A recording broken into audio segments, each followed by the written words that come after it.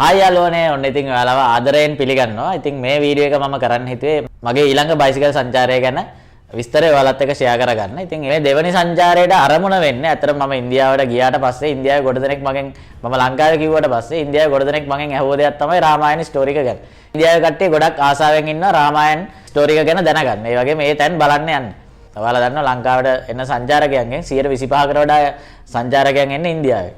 ඉතින් ඒක නිසා මම හිතුවා මගේ ඊළඟ සංචාරය රාමායන ස්ටෝරි එක පදනම් කරගෙන කරන්න. ඉතින් ලංකාවේ කට්ටිය මම ඉන්දියාවට ගියාම අනිත් දේ තමයි දඹදිව සිද්ධාස්ථාන ටික බලන්න ගියේ නැද්ද කියලා. ඉතින් මේ සංචාරයට මම ඒ දඹදිව සිද්ධාස්ථාන ටිකත් එකතු කරලා තියෙනවා. ඉතින් මේ තමයි ඊළඟ සංචාරය. ඉතින් මම මේ සංචාරය නම් කරලා තින්නේ Ramayana trail and Buddhist pilgrimage bicycle tour. ඒ කියන්නේ මේකෙදී අපි ඉන්දියාවේ තියෙන රාමායන ප්ලේසස් ටික බලන්න වගේම ඉන්දියාවේ තියෙන බෞද්ධාගමික සිද්ධාස්ථාන ටිකත් බලන්න යනවා. පළවෙනි පියවර විදියට අපි ලංකාවේ සීජාවර්ධනපුර කෝට්ටෙන් තමයි මේ සංචාරය පටන් ගන්නෙ.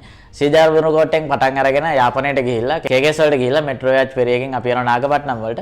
නාගපට්නම් වලින් පටන් අරගෙන යනවා කල්කටා වලට යනකම්. කල්කටා වලට ගියට පස්සේ පළවෙනි කොටස විදියට අපි යනවා සමහරට ඔයාලා දන්නවත් ඇති දන්නේ නැතුව ඇති ඉන්දියාවේ තියෙන ලොකුම ට්‍රයිබ් ෆෙස්ටිවල් එක තමයි හොන්බිල් ෆෙස්ටිවල් එක. ඉතින් ඒක තියෙන්නේ නාගලෑන්ඩ් වල.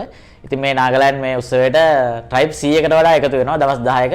දෙසැම්බර් 1 වෙනිදා ඉඳලා දෙසැම්බර් 10 වෙනකන් සංස්කෘතික උළෙල පැවැත්වෙන්නේ. සංචාරයේ පළවෙනි කොටස විදියට අපි යනවා මේ හොන්බිල් ෆෙස්ටිවල් එක බලන්න.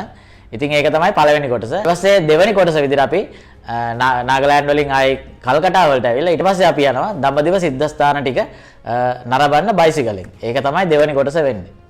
ඊට පස්සේ මේ සංචාරයේ තුන්වෙනි කොටස තමයි වැදගත්ම කොටස. ඒ තමයි රාමායන ට්‍රේල් එක. ඉතින් රාමායන ට්‍රේල් එක ඇත්තටම පටන් ගන්න තියෙන්නේ අයෝධ්‍යාව වලින්.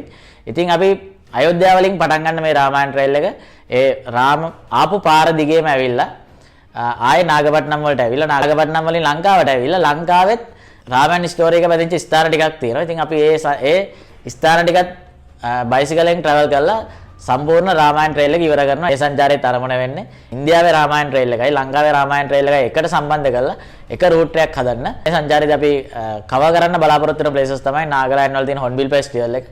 ඒ වගේම දඹදිව සිද්ධාස්ථාන ටික. ඊට අමතරව රාමායන ට්‍රේල් එක අයෝධ්‍යාව වල ඉඳලා ලංකාවට යනකම් තියෙන සියලුම රාමායන ස්ටෝරි එක සම්බන්ධ ස්ථාන ටික කවර් කරගෙන තමයි මේ බයිසිකල් සංචාරය තියෙන්නේ. සංචාරයට මාස 5ක විතර කාලයක් යනවා. මාස 5 සම්පූර්ණම සංචාරයට අපි දැරණ ගණන් බලලා තියෙන විදිහට රුපියල් ලක්ෂ 3ක විතර මුදලක් වැය වෙනවා. ඉතින් මම හිතුවා මේ සංචාරයට මගේ වීඩියෝ බලන ආදරණීය ඔයාලගෙනුත් උපකාරයක් ලබා ගන්න. ඒක නිසා පුළුවන් කට්ටිය ඉන්නවා නම් මේ සංචාරය සාර්ථක කරගන්න ඔයාලට සහයෝගය දක්වන්න පුළුවන්.